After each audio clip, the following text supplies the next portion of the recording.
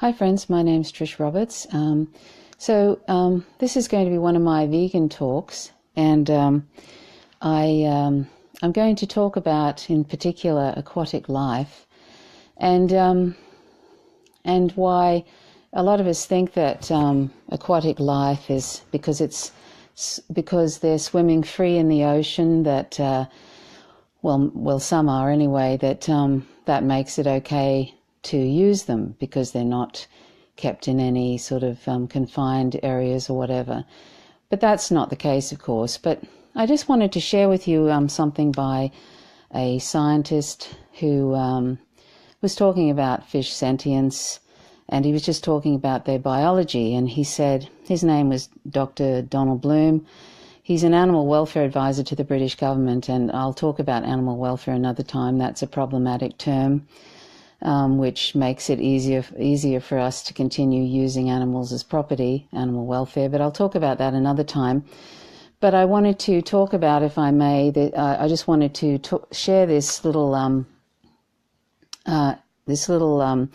paragraph about fish sentience and about fish. It says, quote, "Anatomically, physiologically and biologically, the pain system in fish is virtually the same as in birds and mammals.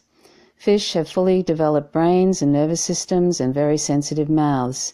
Fish use their tongues and mouths as humans might use their hands to catch or gather food, build nests, and even hide their offspring from danger. Fish can also suffer from fear and anticipation of physical pain. An Australian study found that when fish are chased, confined, or otherwise threatened, they react as humans do to stress, with increased heart and breathing rates and a burst of adrenaline. Like any other animal, fish feel pain and have a will to survive." Hi, Tanya. So that's the first thing about fish. This is something we need to understand, that fish are sentient. They do love life just like we do. They feel stress just like we do, and they don't want to die. And you only have to see, when you see them on the shelves, whole fish on the shelves in supermarkets, etc., you can see that they've had incredible suffering because their mouths are open, and that's because that's the way they died, struggling for life on the deck of a ship or whatever they were, or a boat. They were struggling to, they belong underwater, and they were suffocating, basically. So that's how aquatic life ends, with this terrible suffering on the deck of a boat or whatever, trawler, and they're struggling for life, they're suffocating, and it takes them, a minute or more to die that way. So this is something that when we're not vegan, it doesn't matter whether it's industrialized fishing or whether it's, some permaculture thing, or whether it's, some boat where somebody's gone out on a fishing trip. All these aquatic animals are struggling for life. They love life and they don't want to die. So I'm going to, talk about a particular issue, which is about bycatch. They call it bycatch, which is when fisheries, and there's many of them, have, they throw almost as many aquatic animals over the, I'll get back to you on the plants have feelings too, Christina. That's something that people like to throw in when they're having difficulty with the idea of not using animals as things and resources. So we'll talk about that at another time, the whole idea of plant sentience. There's no debate that non-human animals are sentient, but there is debate about plants being sentient. Anyway, we'll continue on with this. So about bycatch, there's an Oceana report, which in 2014, which in March 2014 on the Huffington Post, they displayed some of the aspects of this report. So the Oceana report shed a light on the staggering amount of quote-unquote bycatch in U.S. fisheries. So I'll just read some of it to you, if I may. And some of these fisheries reportedly discard more fish than they keep. Others are said to throw out large amounts of the very fish species they aim to catch. California fishermen use drift net gill nets, walls of netting that drift in the water, to capture swordfish, for example, reportedly throw out 63% of their total catch. Between 2008 and 2012, about 39,000 common molars, 6,000 sharks, as well as hundreds of seals, sea lions and dolphins were seriously injured or killed in the California drift gill net fishery, Oceana notes. According to the report, trawlers fishing in the South Atlantic and the Gulf of Mexico for shrimp also have an appalling quote-unquote bycatch record, discarding about 64% of their total catch. Trawling, which involves the dragging of nets along the water's surface or along the seafloor, is notorious for causing harm to a wide variety of marine life, including endangered sea turtles. In 2012, the National Marine Fisheries Service estimated that up to 50,000 sea turtles could be killed every year in southeast shrimp trawls, per the report. So something else to remember is that 70 million sharks are caught every year in these trawling catches, and they're just thrown overboard, or they're caught in those nets and they drown. Large whales drown in the nets. So anyway, commercial fishing, 90% of large fish populations have basically been exterminated in the last 50 years. And something to consider, for every 430 million pounds of aquatic animals that fisheries kill and keep, they throw away 340 million pounds. So I'll just say that again. For every 430 million pounds of aquatic animals that fisheries keep and kill, they throw away 340 million pounds. And let's remember that about a huge amount of fish are actually fed to animals in animal agriculture. So cows are being fed fish and pigs are being fed fish. And, this is basically destroying the oceans. And, of course, most importantly, it's destroying nations of fish that want to live just like we do. They don't want to die. They live in the oceans. That's their home. And we don't own the oceans. We don't own this planet. We don't own any of the animals on this planet. They are other animals like we are animals. And just because we have certain technologies doesn't make us more important than they are. It just makes us different because they can fly in the air, they can live underwater, they can do all sorts of things that we can't do. And that doesn't mean that they're more morally important than we are.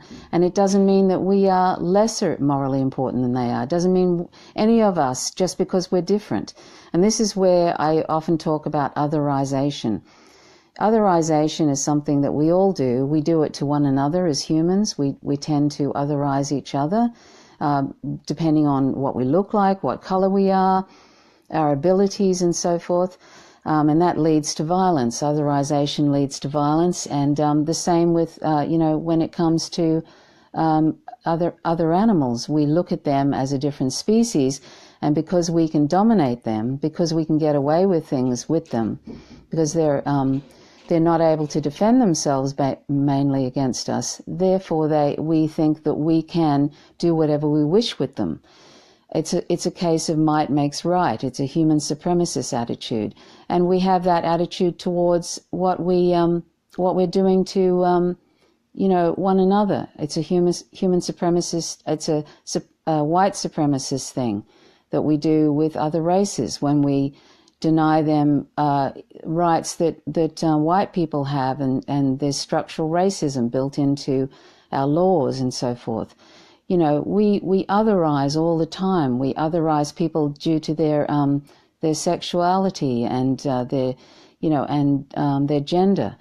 So otherization is at the core of much of the violence today.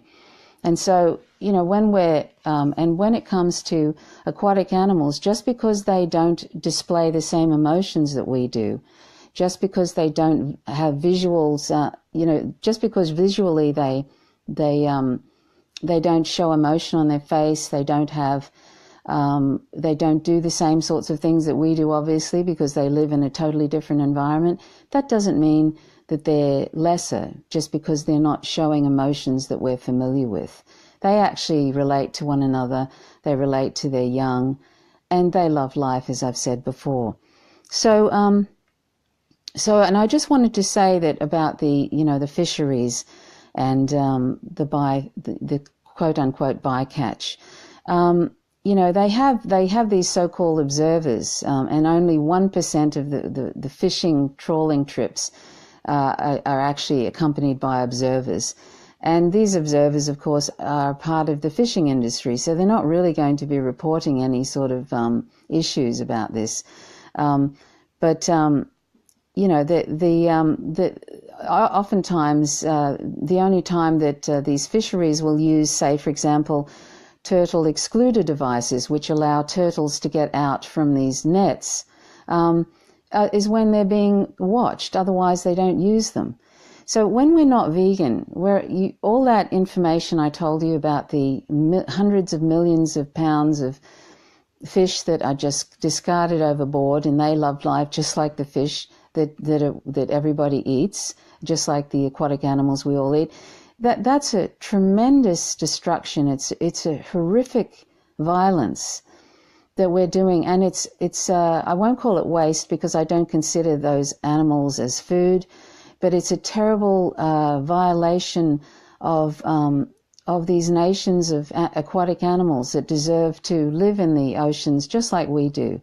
They deserve to live there, not interfered with, just like we like to be not interfered with. We don't want anybody coming into our where we're living and destroying us and destroying where we live, just like we've done to Indigenous people. They didn't want their First Nations people didn't want people coming over from other other lands and just taking over taking them over and basically murdering all of them. That exactly what we are doing to we have done to Indigenous people, to First Peoples. We are doing to all other animals, 99.99% of the planet's population. We're doing that to them, and they belong here, just like we do. We've become, and excuse me, without misanthropy I say this, we've become like a pest on this planet, because we are, animal agriculture, our consumption of animals is creating 51% of greenhouse gases. And that's a tremendous destructive force, climate change, which will probably be the end of us as a species and most other species, most likely. So our actual consumption of animals, in the end, our violence towards other animals, in the end is going to kill us too, because climate change is going to take us with everybody else, because we'll be on the front lines of this already occurring sixth mass extinction. So anyway, so back to the whole fisheries thing and the bycatch, etc. I wanted to talk a little bit about, I think I've just about covered that, about the so-called bycatch. But now I just want to talk about otherization. I want to talk about lobsters, because that's an issue that also a lot of people don't realize, that lobsters are, they have pain receptors, and I'm going to talk about that right now, because they're boiled alive. And just as a side note, on the fast-paced processing lines at slaughterhouses, oftentimes pigs and chickens, literally 1 million pigs each year, and more probably now with population increase, are boiled alive in these slaughterhouses, and so are chickens. Just imagine that, being boiled alive. So I'm going to talk about lobsters now, and first of all I'm going to read something from David Foster Wallace, who is the late David Foster Wallace. Sadly, he killed himself a few years ago, and he wrote a piece called "Consider the Lobster." And here's what he had to say. He said, quote, "However stuporous the lobster is from the trip home, for instance, it tends to come alarmingly to life when placed in boiling water. If you're tilting it from container into the steaming kettle, the lobster will sometimes try to cling to the container's sides or even to hook its claws over the kettle's rim, like a person trying to keep from going over the edge of a roof. And worse is when the lobster is fully immersed. Even if you cover the kettle and turn away, you can usually hear the cover rattling and clanking as the lobster tries to push it off, or the creature's claws scraping the sides of the kettle as it thrashes around. The lobster, in other words, behaves very much as you or I would behave if we were plunged into boiling water, with the obvious exception of screaming. A blunter way to say this is that the lobster acts as if it's in terrible pain, causing some cooks to leave the kitchen altogether and to take one of those little lightweight plastic oven timers with them into another room and wait until the whole process is over. And he said, it requires a lot of intellectual gymnastics not to think, not to consider that the lobster is suffering greatly and is frantically trying to escape a boiling pot of water. So according to marine zoologists, it usually takes lobsters between 35 and 45 seconds to die in boiling water. Some people use superheated steam, that's just appalling too. And, some people knife a lobster in the middle of the head. And he said that lobsters' nervous systems operate off not one but several ganglia, aka nerve bundles, which are sort of wired in series and distributed all along the lobster's underside from stem to stern, and disabling only the frontal ganglion does not normally result in quick death or unconsciousness. Sticking a knife in the head of a sentient being is just an appalling violence. And, slow boiling them, some people think slow boiling lobsters is, like that awful thing about slow boiling frogs and they don't realize it and then they die. That's scientists say that's a nonsense. Some people microwave them. They shove holes in their shell and then microwave them. Can you imagine that, being cooked alive? And then other people in Europe, they dismember them when they're live. I mean, these are things that we are doing to sentient beings who desperately want to stay alive, and they have incredible pain receptors that actually they have incredible, very, very sensitive receptors on their bodies. Lobsters don't have much in the way of eyesight and hearing, but they have an exquisite tactile sense, one facilitated by hundreds of thousands of tiny hairs that protrude through their carapace. Thus, in the words of T.M. Prudden's industry classic about the lobster, quote, "It is that, although encased in what seems a solid, impenetrable armor, the lobster can receive stimuli and impressions from without as readily as if it possessed a soft and delicate skin," end quote. And lobsters do have nociceptors, 17, as well as invertebrate versions of the prostaglandins and major neurotransmitters, via which our own brains register pain, end quote. So, this just indicates, and even though, this is the thing, even if like oysters, they don't really show any signs of pain, but they are non-human animals, and just because animals don't show the sort of signs that we show when we are in pain, or emotional signs, of relating to one another like we do, just because they don't do that, that's okay. It doesn't mean that they're lesser than us. And it doesn't mean that they don't have a whole other world, a whole other internal world too, that's going on for them, just like we do. There are people, I was a registered nurse and I worked in a neurosurgical intensive care unit for a number of years, and I looked after many unconscious individuals, and some of them never regained consciousness. And many people would consider these people, you'll often hear people say this disparaging remark, that they're vegetables, they're basically vegetables. Well, in the neurointensive care unit, we would always talk to unconscious patients, no matter what we did to them. If we were turning them over to make sure they didn't have pressure areas, if we were fixing their intubation tube that we were using, that was ventilating them artificially, we would say we were going to do that before we were going to move that tube, or we were going to do their hair or something like that. We would always talk to them. And that's sort of an important thing. And even though upon appearances there was no signs of any sort of response really much to some patients were basically even brain dead patients before they turn the ventilator off. It doesn't matter that they might be brain dead. You still have respect for them because they're a human being, and it doesn't matter that they may not have the same intellectual capabilities that we all might possess. They're still a sentient being, and we have respect for them.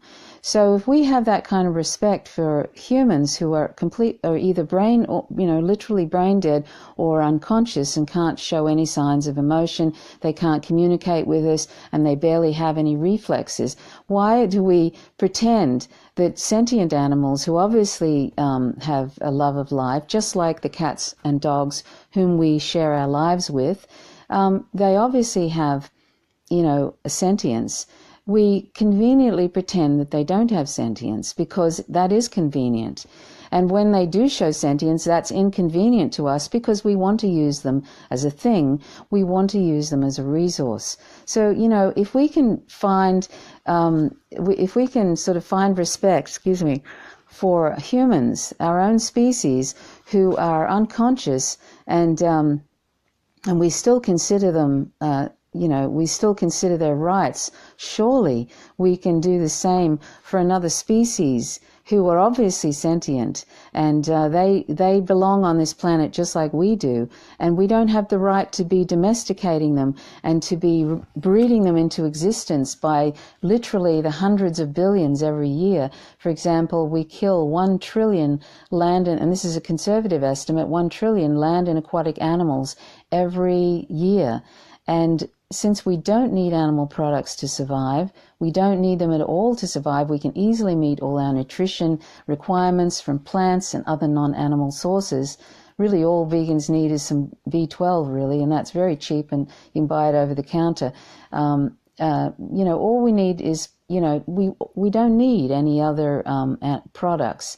We can easily meet our nutrition needs from plants and other non-animal sources. So the only reason we can say that we are just, killing and torturing, and I'll get to the bit about torturing domesticated animals shortly, the only reason we can give for that is because we think they taste good, or that through tradition or habit or convenience. That's the only reason we can give that we're using them as things. So this is why I talk about veganism. This is why a number of people talk about veganism. This is why, this is one of the fastest growing ethical positions on the planet today. In fact, Google has indicated that it's one of the most highly searched issues, veganism, on not that I'm a fan of Google, but it's becoming one of the greatest. It's going to be really the 21st century's greatest social justice movement. That's what veganism is. It's not a diet, and it's not a way of losing weight. It's an ethical position, just like any other ethical position, which rejects using or which rejects vilifying and otherizing sentient beings, whether it be, sex, race, etc.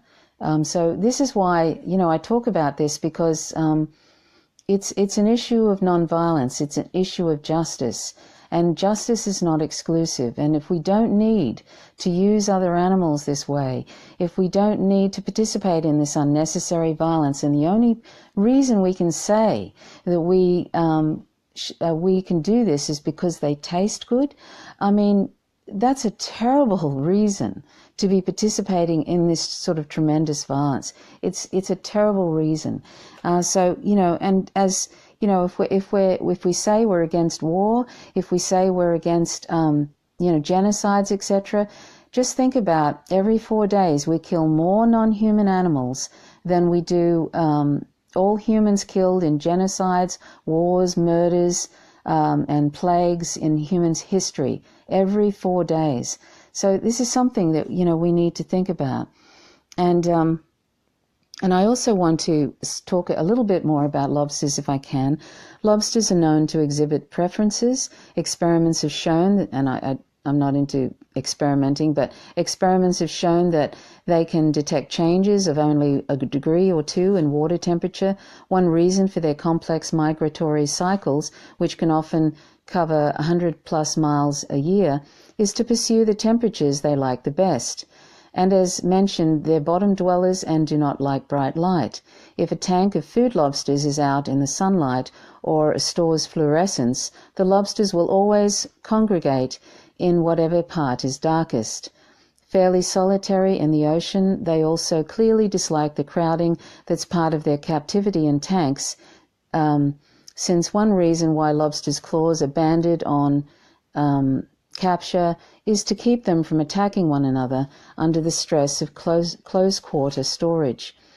So, and talking about, you know, stress in captivity, and I'll just say that, you know, the U.S. industry produces about 80 million pounds of lobster in a good year, and apparently the main lobster festival that they have accounts for more than half of that total. So, and speaking of stress, you know, in animals in captivity, there's a practice of what is termed debeaking with broiler chickens. They are chickens that are raised for food, and those broiler chickens, by the way, are raised in such a way that they develop so quickly that they have heart attacks and their legs break under the weight. That's the sort of perverse thing we've done to these animals that we raise for food. Broiler chickens are basically having heart attacks by the thousands, and their legs are breaking because they're so heavy and they grow so quickly in a 6-week or an 8-week period that their legs break. So, you know, can you imagine that, being in this filthy, gigantic, you know, and this is this free range, by the way, filthy, gigantic warehouses where they're all crammed together. And, you know, they're able to walk around, but they're crammed together and they're so stressed out that they're, you know, they're stressed out, they're huge in size, and their legs are breaking. Can you imagine being in a situation like that where the air is filled with ammonia, it's thick with ammonia, and your lungs are burning from the ammonia, and you've got frantic people around you? Imagine that, frantic people all stressed and you know, sort of lashing out at one another because they're so stressed from the confinement of it. And they're fed, you know, animals in animal agriculture are fed, you know, hundreds of millions of tons of antibiotics, and part of that is to make them grow quicker, but also to combat the illnesses that they get from these confinement situations, and that also produces superbugs. But anyway, back to and that's another story, the superbugs that are being produced in these in farming today, because of the 85% of the antibiotics in the United States are given to animals in animal agriculture. So you can imagine that, and that's given prophylactically. So you can imagine the amount of superbugs that are developed in that situation. So, you know, the birds basically go crazy. The chickens go crazy in these situations, really, and they peck one, you know, and they debeak them. They slice off their beak with a hot iron, and their beaks are very sensitive, and that stops them from pecking one another to death. And here they are walking over the corpses of their, you know, of other birds, and you know, it's an aberration. This is violence we're participating in when we're not vegan. And I've talked about the dairy industry, and I won't get into that now, but in my last video and last couple of videos, I've talked about the dairy industry, and I'll leave a link to that, and you'll find the dairy industry is horrific. You know, there's heaps of violence in that, and and even though I talk about these industries in terms of the large industries, that is not an endorsement of small farms. I don't endorse any sort of farming of animals whatsoever, no matter if it's in this most adorable, idyllic kind of situation that looks like it is on the outside. You know, they're still, in the end, they end up in slaughterhouses, the same awful, horrific slaughterhouses, but also they're sentient beings. Doesn't matter how we use them, using them and exploiting them is wrong. Using sentient beings as resources, as property, is just immoral. That's the bottom line.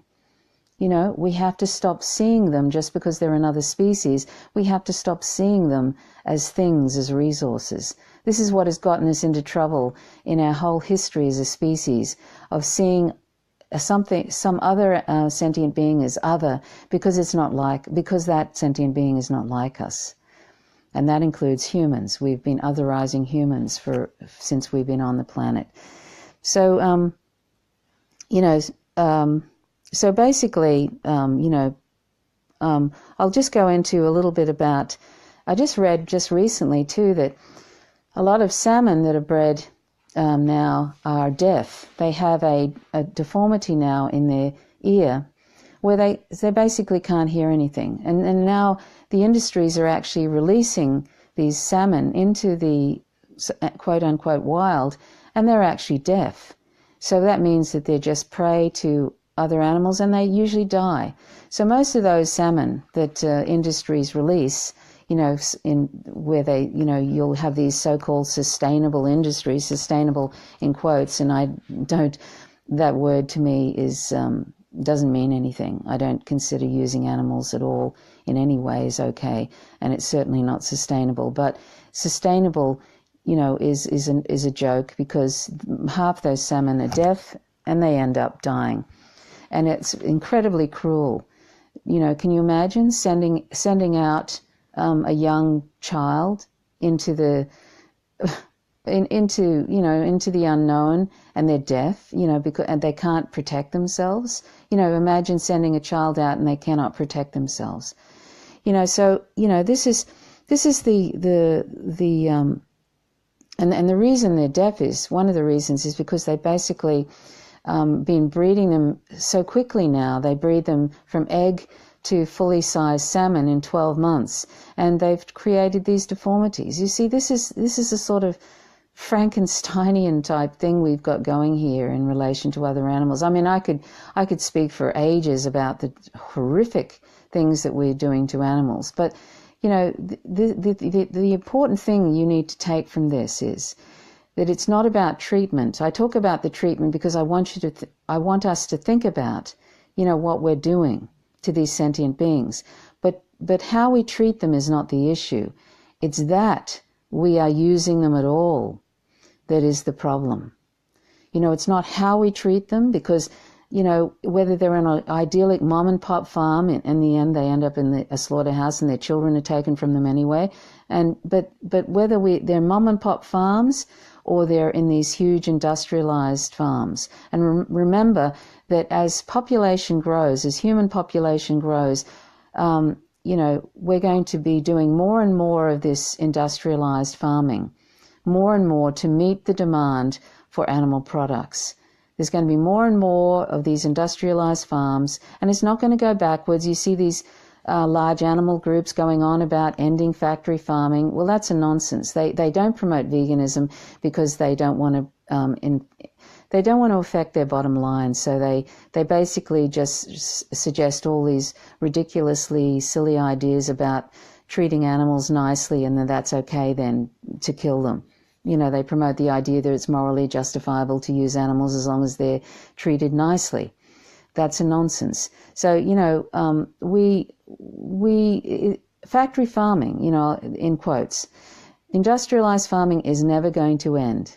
It's never going to end, and these large animal organizations know that it's never going to end, and yet they keep promoting this idea, reject factory farming, as if that's the only thing wrong with animal exploitation. It's never going to end because population is continuing to increase. Every 4 days, there's 1 million more people on the planet that are needing to be, are going to be eating, and they're going to be using all the resources. And so, factory farm, like industrialized farming, is never going to end, and we're going to basically, due to animal agriculture, we're destroying the planet with climate change. We're polluting the planet. I've talked about this before, but 1 acre every second of Amazon rainforest is cleared every second, an acre, for animal agriculture. And to feed animal agriculture. That's 1 acre every second of Amazon rainforest. There's 95,000 square miles of dead, sort of ocean, from, all the fertilizers and everything else. There's swathes of ocean floor being swept up with these trawler nets every single second. It's like a clear cutting of a forest. That's what the trawlers are doing. And the more and more people that join the planet, that are born on the planet, 1 million every 4 days, the more there will be, trawling the seas until the scientists expect by 2048 that the oceans will be empty. Well, they'll be empty too, because basically, the seas are heating up through climate change, which we're contributing to if we're not vegan, and the seas are actually making these dead zones, oxygen-depleted zones, and the aquatic animals in those zones are dying. Will be dying, and that's what we're doing. When we're not vegan, we're not only participating in tremendous violence towards those sentient beings that happen to be another species, but we are also participating in the 51% of greenhouse gases from animal agriculture and everything that means. And that includes creating climate refugees by the millions. Bangladesh is going underwater, and there's 160 million people there, and we're directly contributing to that through not being vegan, by the tremendous impact that animal agriculture has on the planet. And the answer isn't to go do permaculture and grow fish in ditches and have little chicken tractors and goats that mow your lawn, etc. That's not going. Apart from the fact that we using sentient beings as tractors and whatever and food is wrong, but it's not possible because. Imagine if everybody on the planet was doing that, permaculture. It's not possible, to do that, particularly when a lot of people live in urban areas. So that's, things like Bill McKibben, he often sort of suggests those sort of things. That's a nonsense. And, Bill McKibben and 350.org, they won't even mention animal agriculture as one of the number one drivers of climate change. And none of those green groups do. What does that say about them? It says they're a business and they don't want to challenge anybody. They don't want to ask anybody to go vegan because that means that affects their bottom line. And the same with the large animal groups like Mercy for Animals and PETA and all those groups. They very rarely mention veganism. It's an optional thing, or they give you all these single issue campaigns that promote speciesism. It promotes one species over another. It promotes one idea that one form of animal use is worse than another. They promote speciesism, all these large animal groups. They're not really about ending animal use. They're more about their bottom line. I'm sorry to say that. I'm sure there are some good people in these various organizations, but really that when your business becomes about the bottom line and about bringing in more money and you getting six-figure salaries, a lot of these people like Wayne Purcell from the Humane Society of the United States, he's bringing in a six-figure salary. This money, they need to bring in more and more money. It's like an insatiable monster, and that's why they promote single-issue campaigns, which promote speciesism. They promote the idea that one species is more important than another, as I said, and they promote the idea that one form of animal use, like fur, is worse than, say, leather or wool or whatever, and they're all products of violence. And and they very rarely mention veganism, and some of them don't mention it at all. Excuse me. They mention that we should treat animals nicely before we kill them. That's just appalling. So don't bother with these large animal groups. Don't bother with the green groups. They're just businesses, and their bottom line is bringing in money, and they won't mention that animal agriculture is destroying the planet, like I'm talking about the green groups now. Green groups ignore that.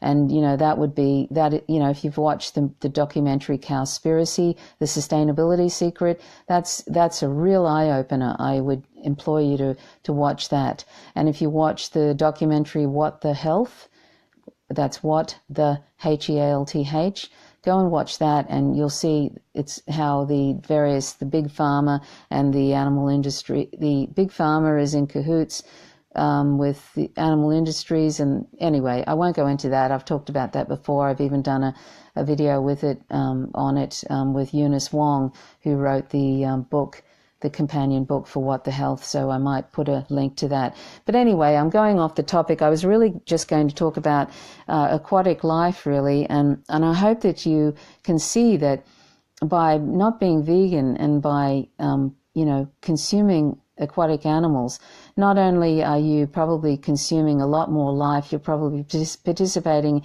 in a lot more, killing, because of just the quote-unquote bycatch, that literally almost as much is thrown away as is caught, and all the animals that we fetishize, like turtles and dolphins and whales, they're all being killed by the hundreds or by the thousands, or in case of sharks, 70 million sharks every year are being killed, by these fishing industries.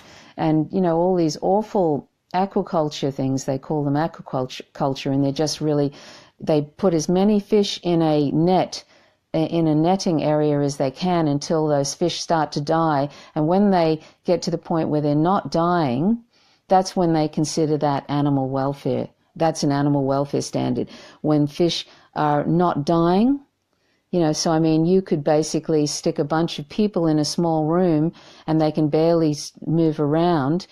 They may not die, but it might be like a living hell. And that's what this is. That's what animal aquaculture, that's what aquaculture is. It's a living hell for sentient beings in these large nets, and in the end, they're just hauled up and left to suffocate. So, we need to think about these things. See, we go into supermarkets and we just see on the shelves these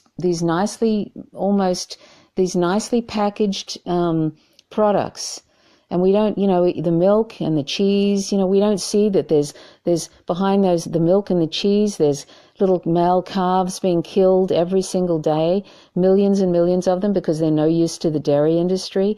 And we don't see them being dragged along the slaughterhouse killing floor, still sucking on the finger of the slaughterhouse worker, because they're so young. They don't know where their mother is. They're crying for their mother, and their mother is somewhere crying for them for days. If you've ever seen cows being removed from their babies. And this is what happens every single day in the dairy industry. See, we don't see that. When we see these very, very sterile products on the shelves, we don't see the suffering and the torment and the absolutely unbearable suffering, and we don't see the blood and we don't see the end. And we're putting through people a lot of migrants work in these slaughterhouses, and it's appalling. They're appalling places to work. They're dangerous places to work, and they're soul destroying. Can you imagine it? Spending 8 hours a day in these horrific, where there's animals flailing about, there's animals crying and screaming, there's blood everywhere, and they're slicing the throats of these animals, and blood is gushing out everywhere. Can you imagine that? And the fear. And this is what it almost makes me feel like crying just thinking about it. The fear that we're putting these sentient beings through, it's all just for palate pleasure, basically. and tradition and habit and convenience. And it doesn't matter even if we had a little farm and we just came up behind them and shot them in the back of the head. That's it. Death is a harm. You take away that sentient being's life, and also that sentient being has probably been taken from their mother at some point. It doesn't matter whether it's a big industrialized farm. It doesn't matter if it's a big slaughterhouse or if it's a small little farm where somebody shoots an animal in the back of the head or slits their throat, talks nicely to them before they slit their throat, plays music to them. Who knows? Who cares? It doesn't matter. They're sentient. And they love life just like we do when they don't want to die. So, this is something we need to think about when we see these little, lovely little cartons of milk and, with pretty pictures of happy cows on them. The industry loves to promote this idea that animals are treated very nicely. We see all these, attractive products and yet there's so much violence behind them, and all of it is completely unnecessary. All of it is completely unnecessary. That's what is the most horrific thing about it, is that we're doing all of this, killing 1 trillion land and aquatic animals, more aquatic animals, really, that's a conservative estimate. We're killing all of those animals for completely trivial reasons. All of that violence that we don't have to be participating in at all, because we don't need animal products to survive. And all of that violence and all of the violence that happens because of the climate change, all these climate refugees, Bangladesh, and and all of the droughts, and the crazy weather patterns like in Texas, and Hurricane Katrina, and all of that we are participating in because we are not vegan. Excuse me. And that's the fact. If we face that head on and we stop deceiving ourselves. I mean, I've been vegan for 12 years, but I participated in that for 45 years of my life before I became vegan. I just didn't think about it much. I didn't think about it. And it's the best thing I've ever done. It's the best thing I've ever done, and I feel it's a privilege to be able to talk to you about this right now. And I hope that you will share this with others, because this is the greatest social justice movement of our time today. And some people might laugh at that because they're still indoctrinated, a speciesist indoctrination, to think that other animals are nothing, that they're things, that they're lesser, that chickens are nothing, they're stupid. This is the thing we hear all the time, isn't it? The chickens are stupid. That's a great indoctrination to tell people. It's not true. If you've ever been in a sanctuary, they're not stupid at all, and they're sentient, and they love their young. But this is what we like to tell ourselves so that we can use animals as things, isn't it? When we want to do something that's wrong, we tend to vilify that particular group so that we can go in and do violence to them. And I mean, we do that to other races. We're doing that to brown people overseas in the name of resources and hegemony through wars, and we vilify those particular individuals and reduce them to something lesser because we want things from their countries. So we do that to humans and we do it to non-humans, and it's all related. All forms of discrimination cause violence. Speciesism equals sexism, equals heterosexism, equals ableism, and so forth. All those forms of discrimination, they're all faces of the same ignorance, and they all cause violence.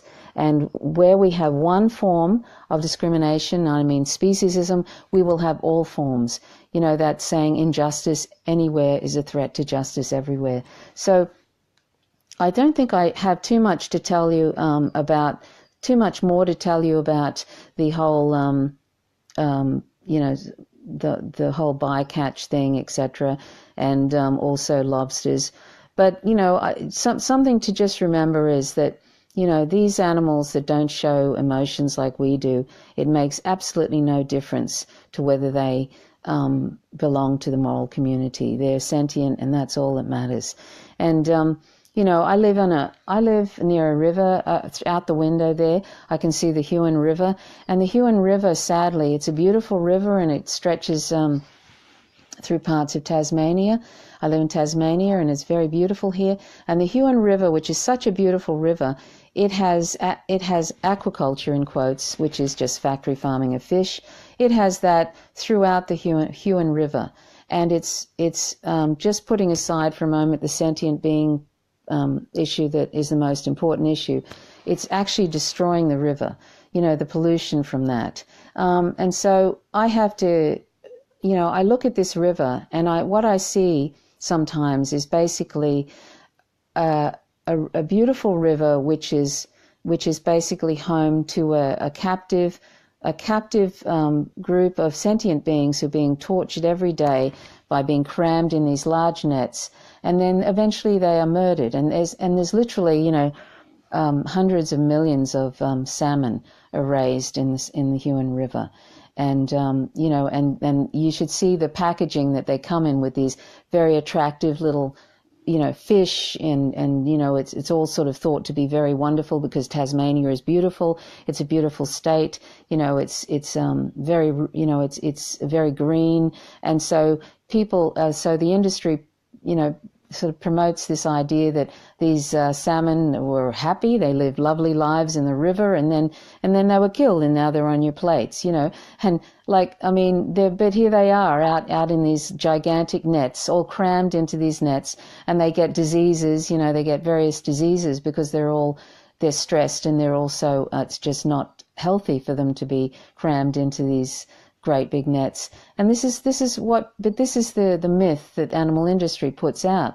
And we happily swallow that myth because we don't want to think about it. We don't want to think about these animals as sentient beings.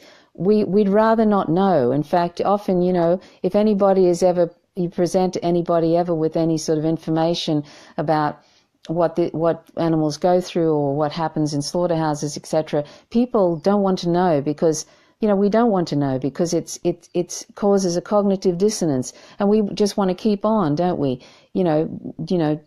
Pleasing ourselves. We don't want to have to think about it, and that's why slaughterhouses are way out, and these factory, these industrialized farms are way out in the sticks somewhere because, first of all, they're horrific, and the blood and the pollution is horrific, but they don't want you to think about those sentient beings in those places. They don't want you to think about it. But we have to think about it. We have to think about it now and do something right now, which we can. It doesn't require anybody to give us permission. It doesn't require any industry or corporation or government. We can do something right now to end this violence in our lives and to address climate change in a meaningful way. So let's do that, shall we? And I invite you to go to my website. It's a podcast called howtogovegan.org, and you'll find good information. There's a lot of information about ethics, and there's information about nutrition. And I invite you, to check out that information about nutrition, and you'll find it's startling. In fact, it's startling how incredibly unhealthy animal products, in the amounts we eat them, animal products are for our health, is just appallingly bad. In fact, I was just the other day, Steve was talking about the book, Steve Grumbine, about the book How Not to Die, which is a book by Michael Greger, Dr. Michael Greger, who has the site nutritionfacts.org, and that's all about science-backed information about a plant-based diet. And he's been checking that book out, and it's a great book, and I invite you to look at that. Or better still, or easily enough, you can just subscribe to nutritionfacts.org, which sends out science-backed short videos about the benefits of a plant-based diet, science-backed, and also the problems with animal products, and that's also science-backed. And that's probably a couple of times a week he sends out those videos, and it's really, really eye-opening, and you'll realize that animal products do not belong in our bodies. They really do not. So they're not only products of tremendous violence, but it's a violence towards ourselves, our bodies, our minds, and the children that we feed them to too. It's a violence towards them. So anyway, I'm going to wrap it up now. I probably talked for longer than I meant to. I wasn't going to talk as long as this, but anyway, thank you so much for listening and watching, sorry. And I haven't looked at the comments. It gets a little distracting if I'm looking at the comments while I'm talking. But if anybody has any questions about veganism, or, you know, I'm happy to check them out, and to next time I do next time I do a live stream, I will address those questions at the end of whatever I'm talking about, or maybe I'll just do a live stream just about that. So I'll probably do another one in a couple of weeks, or maybe sooner. Sometimes it's a bit hard. I'm a bit busy. It's getting into spring now, and there's a lot of fruit trees we have to look after and all of that. Lots of whippersnipping, lots of mowing to do. So I may not have as much time. And also, you can also join me in my live stream that I do. I won't be doing one until the 8th of September on Friday, 9:15 p.m. And I'll be interviewing Ray McGovern, who's a veteran CIA person, about various issues, and that should be very interesting. And that will be on Real Progressives, and it's via my page, The Naked Empire, which is at Empire Laid Bare, and I'll leave a link to that. So you can join me then on the 8th of September to talk to Ray McGovern. So, but anyway, the most important thing I want to put across to you today is to please check out my vegan site, howtogovegan.org. I don't make any money from it, but I just want you to go vegan. That's really it, and for all the reasons I've outlined in this video. So I hope I made sense in this video. Sometimes I just don't plan it. I read a little bit and then I just jump on, and so it meanders all over the place. And so I hope I made sense. Anyway, until next time, my name's Trish Roberts. You're watching Faint Signals from Vega. Till next time, bye for now.